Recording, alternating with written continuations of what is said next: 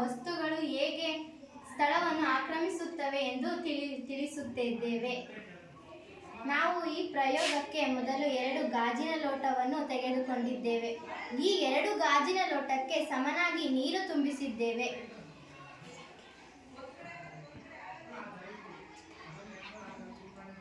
ನೋಡಿ, ಇಲ್ಲಿ ಈ ಗಾಜಿನ ಲೋಟದಲ್ಲಿ ರಬ್ಬರನ್ನು ಹಾಕಿದಾಗ ಆ ರಬ್ಬರ್ ಸ್ಥಳವನ್ನು ಆಕ್ರಮಿಸಿದೆ. ಅದಕ್ಕಾಗಿ ಆ ನೀರು ಹೊರಗಡೆ ಬಂದಿದೆ. ಈ ಗಾಜಿನ ಲೋಟದಲ್ಲೂ ಕೂಡ ರಬ್ಬರನ್ನು ಹಾಕಿದಾಗ ಗಾಜಿನ ಲೋಟದಲ್ಲಿರೋ ನೀರು ಹೊರಗಡೆ ಬಂದಿದೆ. ಈಗ ನಾವು ಈ ಪ್ರಯೋಗದಿಂದ ಏನನ್ನು ತಿಳಿದಿದ್ದೇವೆ ಎಂದರೆ, ವಸ್ತುಗಳು ಆ ಸ್ಥಳವನ್ನು ಆಕ್ರಮಿಸುತ್ತದೆ.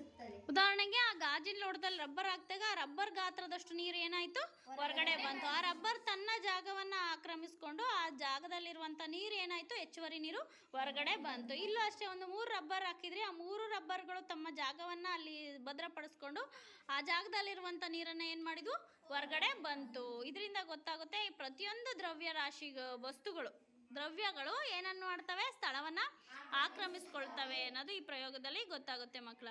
ಅರ್ಥ ಆಯ್ತಾ?